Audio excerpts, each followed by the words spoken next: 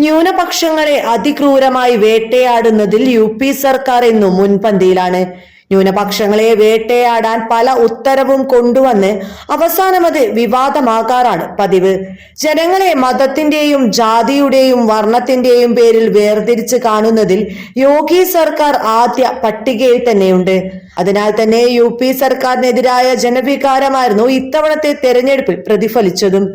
അതിനുശേഷം വലിയൊരു പൊട്ടിത്തെറിയിലേക്കാണ് സംസ്ഥാനത്തെ ബി.ജെ.പി. നേതൃത്വം കടന്നത്. അതിനിടയിലാണ് കൻവാർ യാത്രയുമായി ബന്ധപ്പെട്ട വിവാദ ഉത്തരവ് ഇറക്കിയത്.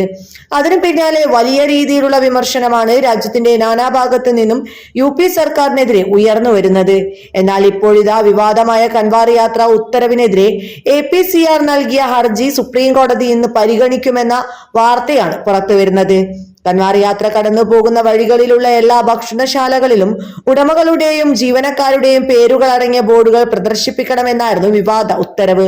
ജസ്റ്റിസുമാരായ ഋഷികേഷ് റോയ്, SVN ഭാട്ടി എന്നിവരടങ്ങിയ ബെഞ്ചാണ് ഹർജി പരിഗണിക്കുക. ഹർജി അടിയന്തിരമായി പരിഗണിക്കണമെന്ന സംഘടനയുടെ ആവശ്യം കോടതി അംഗീകരിക്കുകയായിരുന്നു. ഉത്തരവ് പിൻവലിക്കണമെന്നാണ് ഹർജിയിലെ പ്രധാന ആവശ്യം. വിവാദ ഉത്തരവിനെതിരെ പ്രതിപക്ഷവും NDAയിലെ സഖ്യകക്ഷികളും എതിർപ്പ് പ്രകടിപ്പിച്ചിരുന്നു. ഉത്തർപ്രദേശ് മുഖ്യമന്ത്രി യോഗി ആദിത്യനാഥിന്റെ ഉത്തരവിനെതിരെ വലിയ വിമർശനമാണ് ഉയരുന്നത്.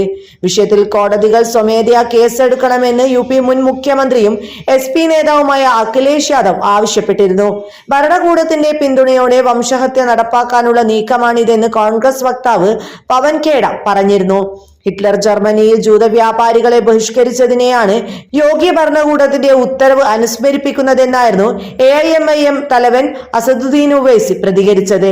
മനുഷ്യത്വം എന്നൊരു പേര് മാത്രമേ കടക്കു മുൻപിൽ പാടുള്ളൂവെന്നായിരുന്നു ബോളിവുഡ് താരം സോനു സൂദിന്റെ പ്രതികരണം.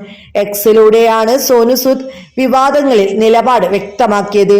യോഗി സർക്കാരിന്റെ ഈ നടപടിക്കെതിരെ സത്യം പറഞ്ഞാൽ BJP പോലും അങ്കലാപ്പിലായിരിക്കുകയാണ് എന്നതാണ് യാഥാർത്ഥ്യം. എന്തായാലും ഹർജി കോടതി പരിഗണിക്കുമ്പോൾ വിവാദ ഉത്തരവിനെതിരെ എന്ത് നിലപാട് കോടതി സ്വീകരിക്കുമെന്നത് കാത്തിരുന്നു കാണാം. അതിനായി കാതോർത്തിരിക്കുകയാണ് രാജ്യം എമ്പാടുമുള്ള ജനങ്ങളും.